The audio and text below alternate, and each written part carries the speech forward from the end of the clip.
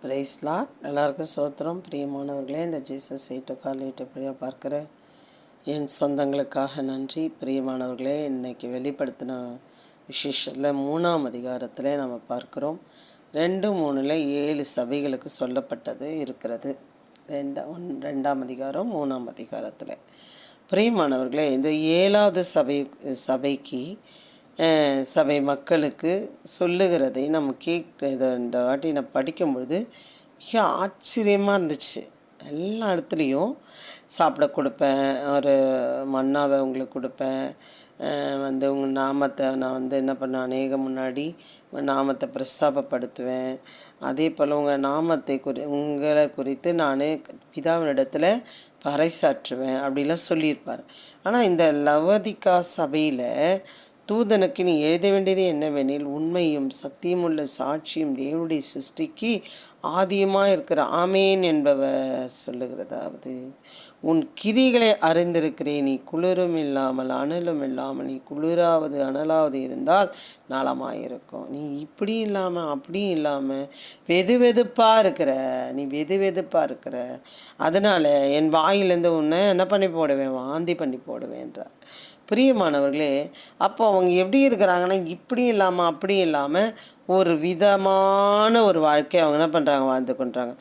அங்கே ஒருத்தர் ஏதோ ஒன்று சொன்னாங்கன்னா ஆமாம் ஆமாம் அப்படி தலையாட்டுறது. இங்கே நம்மக்கிட்ட வந்த பிறகு நம்ம எதனா சொன்னோன்னா ஆமாம் ஆமாம் ஆமாம் அப்படின்னு தலையாட்டுறது. அதுதான் ரெண்டு பக்கமும் சரியாக ஒரே சைடில் இல்லாத ஒரு காரியத்தை சொல்லுகிற. நீ எப்படி இருக்கிற, நீ குளிரும் இல்லாமல் அனரும் இல்லாமல் குளிராவது அல்லது அனலாவது இருந்தால் நலமாக இருக்கும். நீ குளிருமின்றி அனலுமின்றி வெது வெதுப்பாக இருக்கிறபடியால் உன்னை என் வாயினின்று வாந்தி பண்ணி போடுவேன் அப்படின்ட்டு சொல்லுகிறேன்.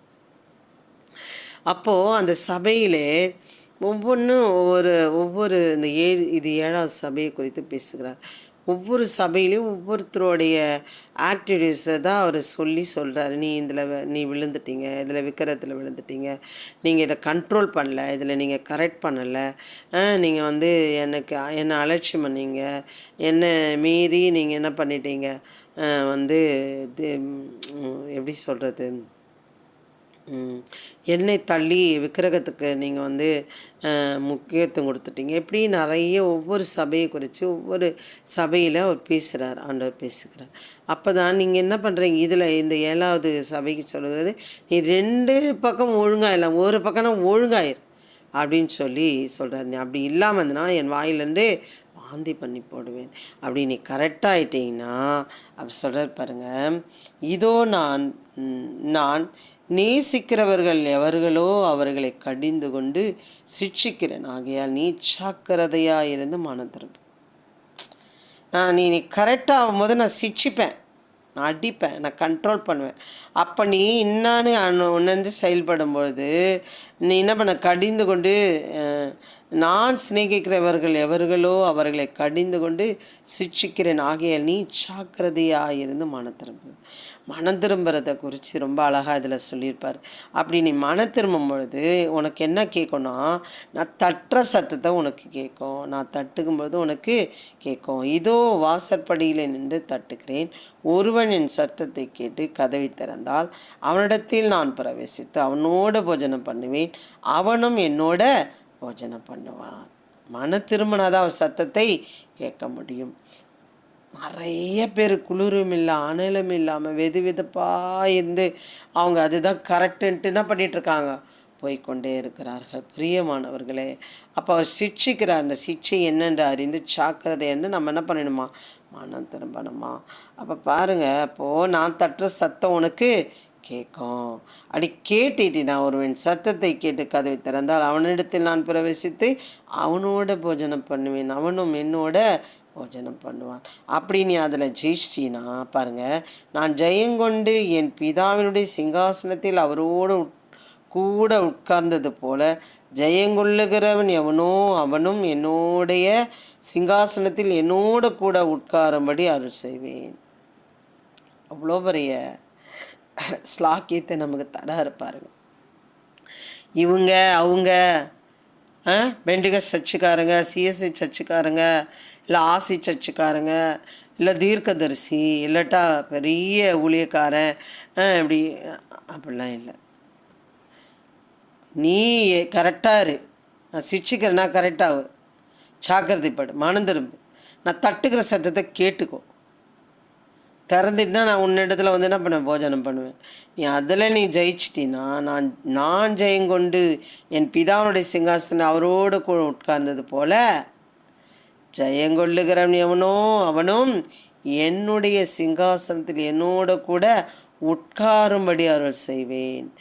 ஆவியானவர் சபைகளுக்கு சொல்லுகிறதை காது உள்ளன் கேட்க கடவான் என்று எழுதி என்றார். பிரியமானவர்களே, இன்றைக்கு நாம் எப்படியாப்பட்டவர்கள், நம்ம யார் தெரியுமா?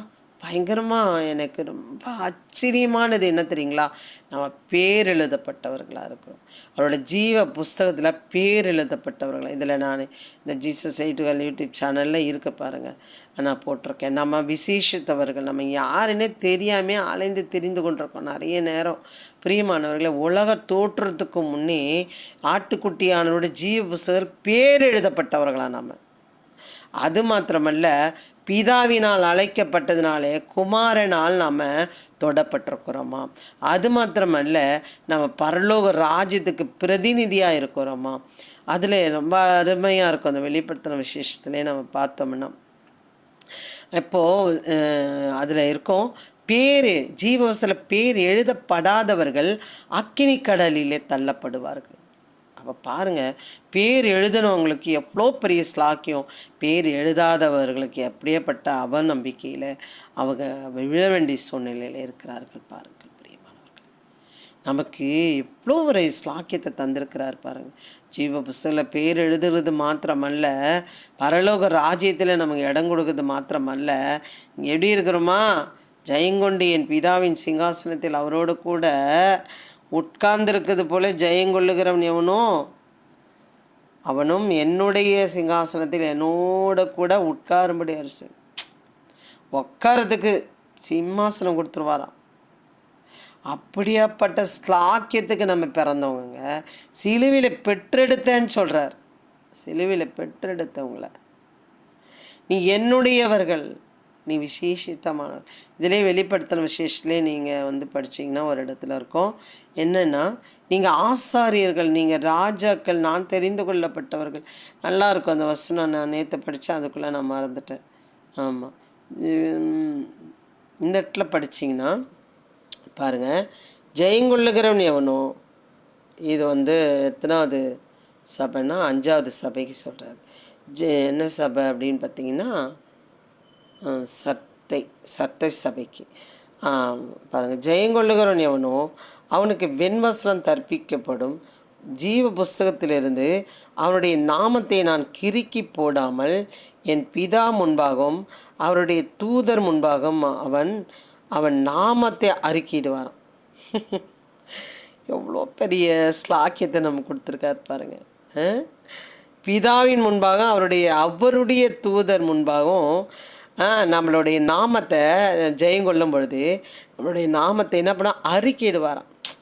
என்னோட பிள்ளை வந்திருக்கு பாருங்கப்பா அப்படின்னு சொல்லி அறிக்கையிட்டு நமக்கு என்ன கொடுக்குறாரா, உட்காரும்படி செய்கிறாராம். இப்படியாப்பட்ட ஸ்லாக்கியத்தை நம்ம வாயினால், நம்ம கண்ணினால், நம்ம செய்கையினால், நம்ம திமிர்வாதத்தினால, நம்ம இருமாப்பினாலே, ரொம்ப ரொம்ப ஒரு எப்படி சொல்கிறது, பெருமையினால், அகந்தையினாலே நிறைய நேரம் கர்த்தருக்கு பிரியமில்லாமல் நடந்து அழிந்து போய் கொண்டிருக்கிறோம். பிரியமானவர்களே, இப்போவாது மன திரும்புங்கள். ஒருவேளை ரொம்ப இருமாப்பாக இருக்கிறீங்களா, திமிராக இருக்கிறீங்களா, பெருமை உள்ளவர்களா, மற்றவர்களை அலட்சியம் பண்ணுகிறவர்களாக இருக்கிறீங்களா, என்ன கிண்டல் கேலி நக்கல் நையாண்டி கஞ்சாடை கூட பண்ணக்கூடாது, கஞ்சாடை கூட பண்ணக்கூடாது.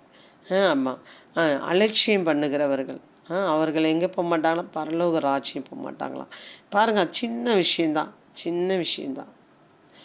எனக்கு அதை படிக்கும்போது ரொம்ப அதிர்ச்சியாக இருந்துச்சு. ஆமாம், அதனால் பிரியமானவர்களே, நாம் சின்ன சின்ன விஷயங்களை நம்ம செய்தி நம்ம எதுக்கு பரலோக ராஜ்யத்தை விடணும்?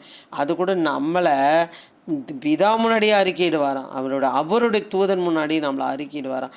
அது மாத்திரமல்ல, ஆவியான சபைகளை சொல்லுகிறதை காது உள்ளவன் கேட்க கடவான் என்று எழுது. கேட்கலன்னா கஷ்டம், கேட்டால் அவரோட இடத்த கொடுப்பாரு.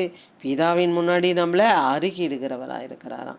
பிரியமானவர்கள், எப்படியாப்பட்ட ஸ்லாக்கியத்துக்கு நம்ம பங்குள்ளவர்களாக இருந்து கொண்டு எந்நேரம் உலகத்தை பார்த்து பார்த்து பார்த்து பார்த்து அழுது துக்கித்து கொண்டிருக்கிறோம். நம்ம எப்படியாப்பட்டவங்க தெரியுமா? பெரிய ஜாதி, பரிசுத்த ஜாதி.